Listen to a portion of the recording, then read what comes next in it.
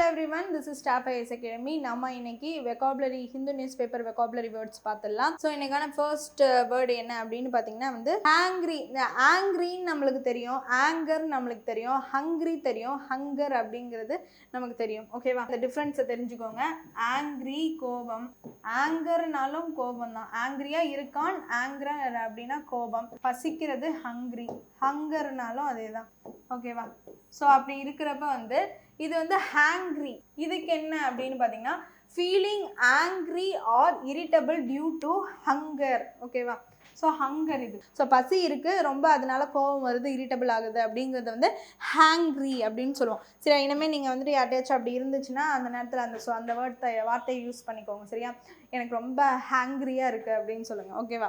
சரி, next noob அப்படின்னா நம்ம நூபுங்கிற வார்த்தையை வந்து இந்த பாட்டு, ரோபோட்டு, நூபு இதெல்லாமே வந்து இந்த பப்ஜி கேம்ஸ் இந்த மாதிரி இருந்தாலே தெரியும். பட் அதோட கரெக்ட் சினானிம்ஸ் என்னன்னு நம்ம தெரிஞ்சுக்கலாம். Okay, new to a particular activity. இல்லை ஒரு இன்ட்ரடக்ஷனாக வந்துட்டு very new to a particular ஒரு ஆக்டிவிட்டிக்கு நம்மளுக்கு அது என்னன்னே தெரியாது, ரொம்ப புதுசாக வந்துட்டு நம்மளுக்கு இருக்குது அப்படின்னா நூபு, அவனுக்கு தெரியாது அப்படிங்கிற மாதிரிலாம் அந்த நார்மலாக கலோக்கியெல்லாம் பேசுவாங்க. ஸோ எக்ஸாக்டாக அதுக்கு என்ன மீனிங்னா he is new to a particular activity அப்படிங்கிறத வந்து நம்ம நூபுன்னு சொல்லுவோம். அப்போ வந்து இந்த நூப் இஸ் டு ப்ரோ அப்படின்னா ப்ரோனா என்ன?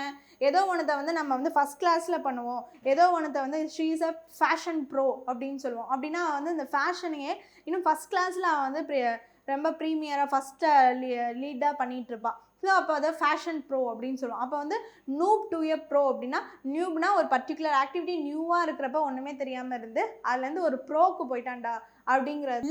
லிட்டுனா நார்மலாக ஒரு ஃபயர் பண்ணுறது லிட் அப்படின்னு சொல்லலாம். இன்னொன்று என்ன அப்படின்னு பார்த்தீங்கன்னா ஃபன்னையும் லிட்டுன்னு சொல்லலாம். சினானிம்ஸ் வேர்டு வந்து லிட்டுனா விளக்கேற்றி வச்சா லிட்டிங், லிட்டு அந்த மாதிரி சொல்லுவோம். ஸோ ஃபன்னுனாலும் அப்படி தான், ஒரு சந்தோஷம் டக்குன்னு ஒரு செயல் நடக்குதுல, ஸோ அந்த மாதிரி ஞாபகம் வச்சுக்கிட்டு லிட்டுனா ஃபன்னும். சஸ் அப்படின்னா சஸ்பீஷியஸ் ஆர் கொஷினபிள். சஸ்பீஷியஸாக நம்மளுக்கு வந்துட்டு ஒரு ஆக்டிவிட்டீஸ் நடக்குது, அங்கே வந்து ஏதோ ஒரு குதர்க்கமாக வித்தியாசமாக ஒரு ஆக்டிவிட்டீஸை வந்து சஸ்பீஷியஸாக எனக்கு தெரியுது அப்படின்னு நம்ம சொல்கிறது வந்துட்டு அதுக்கான சினானிம்ஸ் வந்து சஸ் அப்படின்னு சொல்லிட்டு ஷார்ட்டாக சொல்லலாம். ஓகேவா?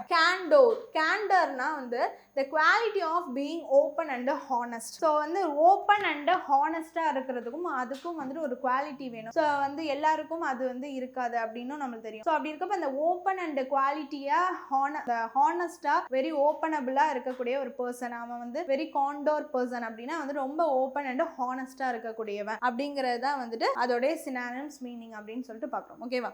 சரி, ஸோ இன்னைக்கான வெக்காபுலரி வேர்ட்ஸ் எல்லாமே பார்த்தாச்சு. கண்டிப்பாக உங்களுக்கு யூஸ்ஃபுல்லாக இருக்கும்னு நினைக்கிறேன். தேங்க்யூ.